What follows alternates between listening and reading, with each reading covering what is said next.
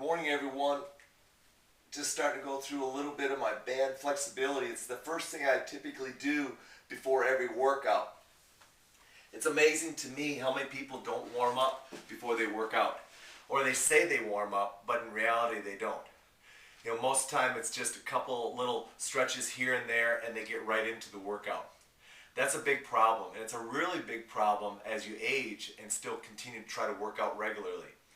Your body must be warmed up. And I think you need to go ahead and approach the warm-up with a couple things in mind. Number one, make sure that you have lengthened your body to the extent of what your workout is going to require. So if you're going to do a sprint workout, or if you're going to go ahead and do a fairly aggressive strength training interval, you better have your body lengthened out to handle those movements. Number two, make sure your muscle response time is ready to go. Meaning you better have exercised in your warm-up close to the point of what your actual exercise or training program is going to require.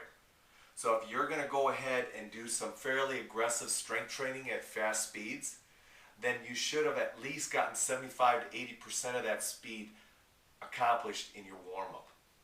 The other thing is you must increase the muscle temperature. You notice I'm in sweats and a long sleeve shirt.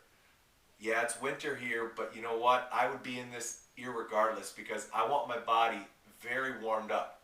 Warmth of our body, especially warming it from the inside out, is going to make our joints more pliable.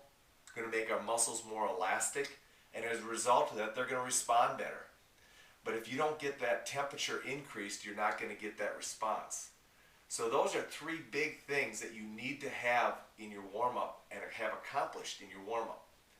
The other thing is, I think you need to go ahead and look at your warm-up much differently. Look at it as an opportunity to train your body or teach your body or get your body preventative medicine. Yeah, why don't we look at the warm-up as an opportunity to really improve our flexibility? And I'm not talking about static flexibility. I'm talking about dynamic flexibility. Your ability to lengthen in a very quick, fast manner. All right? Why don't we look at making sure our joints are pliable and we have good mobility in our joints and use that time to work on joint mobility. Let's look at making sure that we eliminate myofascial restrictions because your body's going to acquire those more as you age. And then lastly, hey, let's look at teaching our muscles how to become excited and teach our neuromuscular system how to go ahead and start to be able to become excited quickly. As we age, response time is going to decrease. But you know what? If you keep training the system to become excited, or if you gradually teach it how to build its excitability, then hey, every time you go to work out, it's not going to take you that long to create that response. See, the body's not any different when it comes to warming up. If you start teaching it to warm up properly, it's going to respond, and sooner or later, you're going to warm up fairly fast. You're going to be able to get your extensibility in your muscles pretty quickly. You're going to be able to get the joint pliability fairly fast. But if you don't warm up and you go right into your workout, not only are you traumatizing your muscles because they're not ready for the workout, you're going to hinder your ability to come back and exercise again on the next day. Because muscles and joints that are traumatized, especially in an older body, are going to take longer to heal. We know that. All you have to do is look at the athletes that play every day. They don't heal as quickly as some of the younger athletes. Why? Because that's just the way it is, folks. It takes a little bit longer for our body to heal. So every time you go into a workout and you jump right into the workout, you're essentially traumatizing your body. Now, a workout by itself is going to be traumatizing. But when you compound that by not warming up and preparing it appropriately, now you're just going to increase the likelihood that you're not going to be able to train again the next day. Or if you do, you're going to do it with a lot of discomfort and stiffness. Why not take 15 minutes and start building yourself a proper warm-up that you implement every single workout? I'll promise you right now that if you do that, you're going to have phenomenal success in your workouts.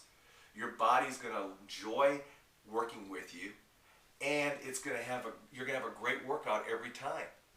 All right? Plus, you're going to be able to exercise for a long time, because now flexibility, mobility, and excitability are always part of your body. It responds that way. You've trained it to be that way. And so regardless of what your age is and where you're training at, if you keep those three things consistently part of your workout, then guess what? You're going to age gracefully, folks. Yeah, your body's going to age gracefully, and you're going to be able to keep that mobility, excitability, and mobility for a long period of time, whereas your friends that don't warm up, they're going to lose it. They're going to get joint trauma, and ultimately, they're going to have to slow down their workouts even more. All right, so there you go. Start warming up.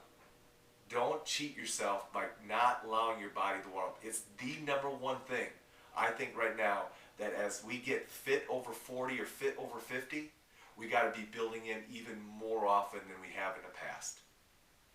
Have a good day.